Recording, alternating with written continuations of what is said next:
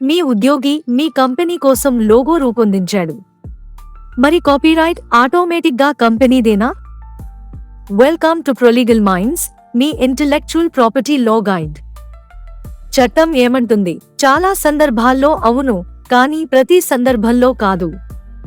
అది లోగో ఎవరు రూపొందించారు, ఏ ఒప్పందం కింద రూపొందించారు అనే విషయాలపై ఆధారపడి ఉంటుంది.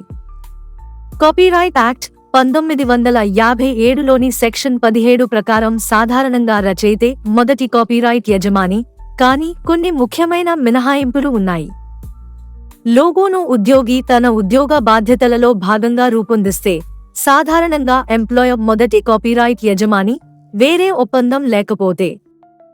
కానీ లోగోను ఫ్రీలాన్సర్, కన్సల్టెంట్ లేదా డిజైన్ ఏజెన్సీ రూపొందిస్తే కేవలం పేమెంట్ చేసినందుకు మాత్రమే కాపీరైట్ మీకు రాదు. రిటన్ అసైన్మెంట్ లేదా లైసెన్స్ అగ్రీమెంట్ అవసరం కావచ్చు. ఎల్లప్పుడూ నిర్ధారించుకోండి, ఎంప్లాయ్మెంట్ లేదా డిజైన్ కాంట్రాక్ట్లో ఐపి ఓనర్షిప్ స్పష్టంగా ఉండాలి. అవసరమైతే కాపీరైట్ అసైన్మెంట్ రాతపూర్వకంగా ఉండాలి.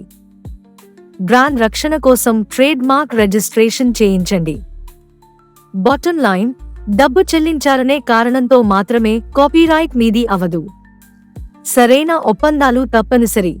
Website prolegalminds.com. సంప్రదింపుల కోసం బుక్ చేసుకోండి. call.com Prolegal Minds. WhatsApp 9494051717. Call చేయండి 9494051717.